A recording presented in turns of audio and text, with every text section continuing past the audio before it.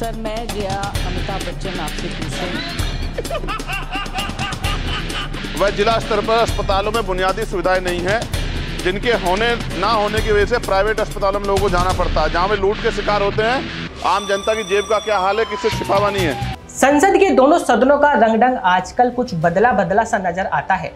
राज्यसभा में कुछ ऐसा हुआ कि कृषि मंत्री शिवराज सिंह चौहान को अपना भाषण अधूरा छोड़ना पड़ा। नीट से लेकर स्वास्थ्य मुद्दे को बीच जिक्र तो पत्रकारों की सुरक्षा का भी हुआ। बातों से बातें निकलने लगी तो खाने के हाजमे तक पहुंच गई।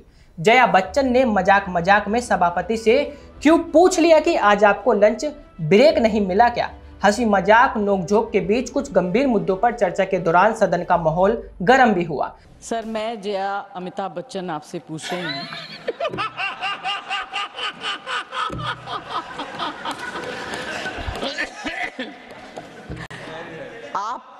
आपको आज लंच ब्रेक मिला? नहीं मिला, तभी आप बार बार जयराम जी का नाम ले रहे हैं। आप उनके नाम बगैर लिए आपका खाना हजम ही नहीं होगा। अब एक चीज बताऊं, लाइटर नोट पर बताऊं, मैंने लंच रिसेस में लंच नहीं लिया, पर उसके बाद मैंने लंच जयराम जी के साथ लिया और आज ही लिया। And let me tell the distinguished honourable member, ये पहला मौका शायद कि मैं आपका भी फैन हूं और अमिताभ जी का भी हूं। हैं? नहीं, ऐसा कोई कपल मुझे मिला नहीं। और हाँ, तभी मेरा नाम ऐसा। On that point, thank you. Otherwise ma'am, on a lighter note, a very serious issue, I am a consistent person and my past is proof of it.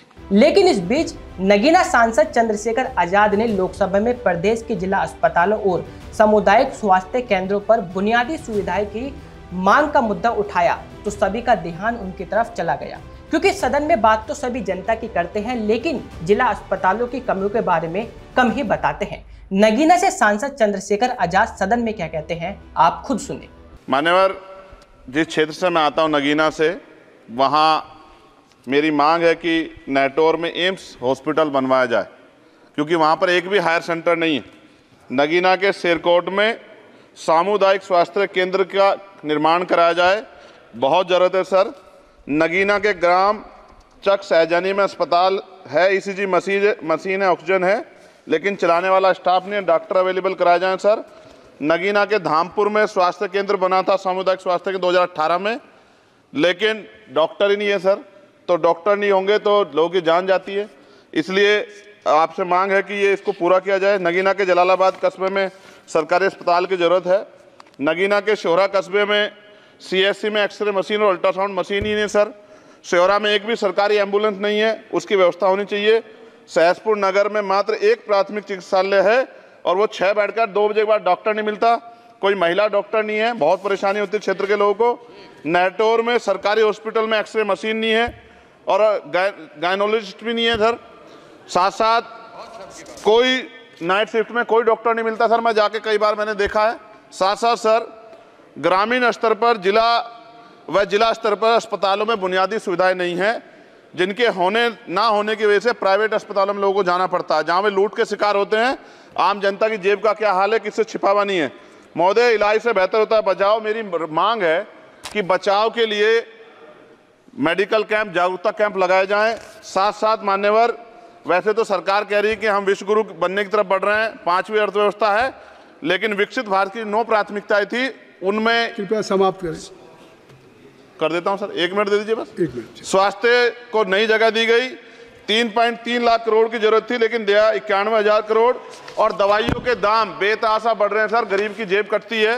मान्यवर, ज्यादातर सरकारी अस्पताल में डॉक्टर नहीं है, तो इनकी डॉक्टरों की मांग पूरी कर दिया। साथ साथ जो जनता के पैसे से, मान्यवर ये बहुत इंपॉर्टेंट है, जो सुख सुविधा ले रहे, चाहे वो अभिनेता हो, नेता हो, न्यायाधीश हो, सुरक्षा प्रताप, कोई भी व्यवसायी हो, आईएएस हो, आईपीएस हो, सरकारी वकील हो, क्लास में अधिकारी हो, कोई भी अधिकारी हो, उनके बच्चों का इलाज और उनका इलाज जब तक सरकारी अस्पतालों में नहीं होगा, सुविधा नहीं आएगी सर। और मेरी आपसे मांग है सर, 1 मिनट सर, खत्म कर रहा हूं। हम लोग लेटर लिखते हैं सर अपने क्षेत्र के सदस्य, उनके लिए, मरीजों के लिए। अगर एम्स जैसे हॉस्पिटल में सुनवाई नहीं होगी सर, क्या फायदा होगा उस लेटर का?